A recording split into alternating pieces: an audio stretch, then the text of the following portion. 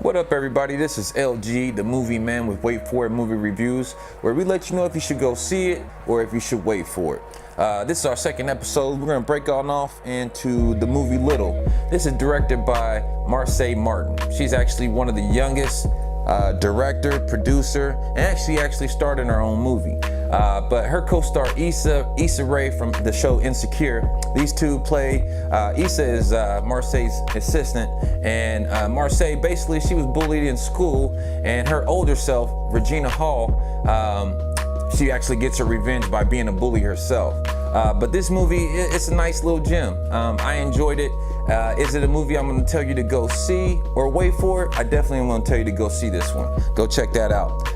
My next movie, it's the movie BrightBurn. It's a movie with a few unknowns, actors, so I'm not going to really break into who's who, but it's a movie with the concept of, let's just say this, I'm going to set you in. So imagine you're trying to have a baby. You pray for a baby. The baby comes in the form of a spaceship.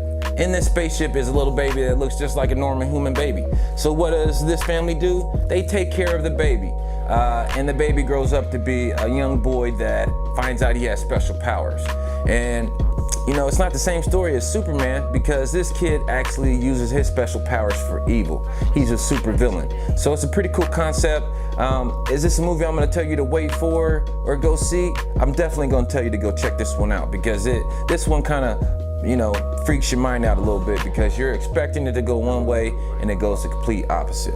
The next movie is the movie called Long Shot. This is directed by Seth Rogen. I love all of Seth Rogen's films. This one, I'm gonna break into why. But his co-star O'Shea Jackson, Ice Cube's son. It also has Charlize Theron in it. It's just slow to start. It's basically about a guy that wants to, get into politics, and it's basically a long shot for him. And that's the gist of the movie. But is it a movie I'm gonna tell you to go see or wait for? I think you should definitely wait for this movie. Just wait for it. What's up next? Movies I can't wait for. The first one is Gemini. Will Smith's Gemini is basically a story about an assassin that gets cloned, but his clone is actually 25 years old, and the actual original assassin, Will Smith, he's actually, maybe 40 years older.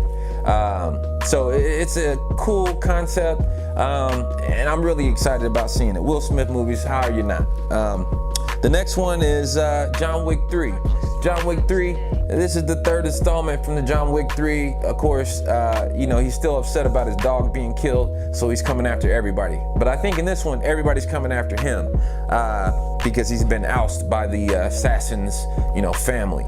But it'll be something neat to see. I wonder if this is going to be the last one. Who knows? Next up is Dark Phoenix. This is X-Men's role on Jean Grey turning into the Phoenix. Any comic book adaptation I'm going to be excited about seeing, so this is definitely a movie I can't wait for. The last but not least, we have Star Wars, The Final Skywalker. This is the last Star Wars movie that they're going to put out by Lucas. I think this is going to be it. I mean, what else can he do but doing maybe some prequels? I don't know. But with this being the last one, this is definitely one I can't wait for. I want to see where they turn it, how they gives us some twists and turns. But we'll find out when it comes out, and we'll definitely review that movie when it comes out. All right, well, this brings us to our next segment. It's our Netflix and chill moment. Now, this Netflix and chill moment, let's break off into, it's a show called Travelers. Now, see, I followed this show from the start. It's got about maybe five seasons, but it's definitely worth the watch. It's basically about in present time, the future comes back into the present time to try to save the future. So they do that by coming back into present time and trying to alter certain events. But this show, it's a cool concept because, it's not like you're Back to the Future type of scenario where, they come back to the present and they try to change things so they can alter the future. It's not just that. but it's just how they do it and the way that they describe the technology. So if you're into like sci-fi type stuff, this show is definitely going to be for you. It's definitely a show that I've been keeping up with, and I'm excited about any seasons that come out. But it's worth binge watching. Like I said, there's like 4 or 5 seasons out on Netflix right now, and if you have Netflix, what else you got left to do? So you might as well check it out.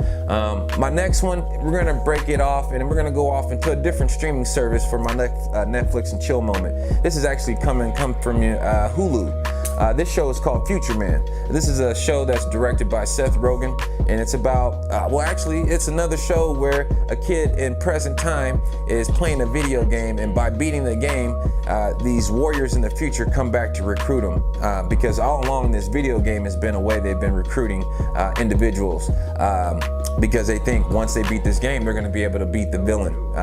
And the villain in this game is actually pretty hilarious. It's a guy that basically just had a bad case of herpes, and he's been trying to cure it, and in doing that, he created this weird type of human race. And so it's pretty ridiculous and hilarious at the same time, but it's something worth checking out, especially if you have Hulu. It's a hidden gem. And then our next one, it's one that actually comes to you by Vice. Vice is a new network. They have a lot of eccentric shows on it, and this one is called United States of America with Kwame Bell. And basically what Kwame does, he's a comedian, and he goes out and he checks, he basically goes and visits unique type of people. Like maybe he might go visit a Ku Klux Klan, a KKK member, the head of the KKK, and in doing that, he asks these guys regular questions, but he uses his comedic twist to make it funny. And along, these guys probably think they're being interviewed by somebody serious, because Kwame is actually a pretty smart guy, and the way that he puts the twist on it with his jokes, it just makes it hilarious and educating at the same time about people you probably would have never even thought about. It brings us to our next segment. It's our hot spots, and that basically is where we're going to talk about up and coming or hot things at this moment. And the hot thing at this moment is GOT, Game of Thrones. People, you know me now. By now, you should know Game of Thrones is my ish. And if this isn't your ish, this probably isn't for you. But we're gonna just start right off. We're at our last episode. What do you guys think about Game of Thrones so far? Has it done everything for you that you needed it to for closure? Because this is it. After this episode coming up Sunday after Mother's Day, this is it. So I'm hoping that we get to see Jon Snow take his rightful spot at the throne. And without giving you too many spoilers, if you haven't seen last week's episode, some people die, you know what I'm saying? I got to see the fight that I wanted to see, brother against brother, you know, Mountain against, you know, the Hound. And that fight, you know, they said they had a lot of innuendos in there, them fighting behind the fire, which is the Hound's like biggest fear. To be that big and to be scared of fire, you know, it is what it is. But he did step up to the plate, you know, finally got to fight his brother. And did he win? Did he lose? I'm gonna leave that up to you. Then the other thing, we're gonna get on Cersei. Cersei, she definitely didn't get the death that I was hoping for. You know, with all the evil shit she did, she didn't get shit. Her Hand of the Queen got a worse death than her. Shit, he got thrown up against the wall like a little bitch, little biatch. But you know what? At the end of the day, you know, to have given so much to the show, so many years, so many hours of binge watching, and to have them put so much filler in a season that's cut short, cut in half, and I can't tell if it was the actors that maybe gave up on the show or if it was the writers. But definitely looking forward to this last episode. By now, I think everybody's thinking that Jon's gonna have to kill the bitch. And Dany, she gotta go. I mean, she basically flame broiled all of King's Landing. Like, she definitely would get a job at Burger King. But at the end of the day, you know, what did you expect from a Targaryen? You know, she basically just owned up to her family name, because she definitely went mad. But at the end of the day, I think everybody's excited about this last episode. I think there are going to be some tears.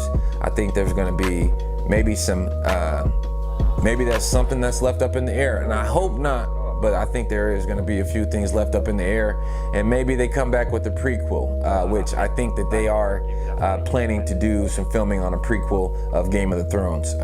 But you know what? This is Larry Graves with Wait For It movie reviews, and I definitely appreciate you guys for tuning in. And if you could please leave a like, leave us or subscribe or comment, that would be great. LG the Movie Man signing out.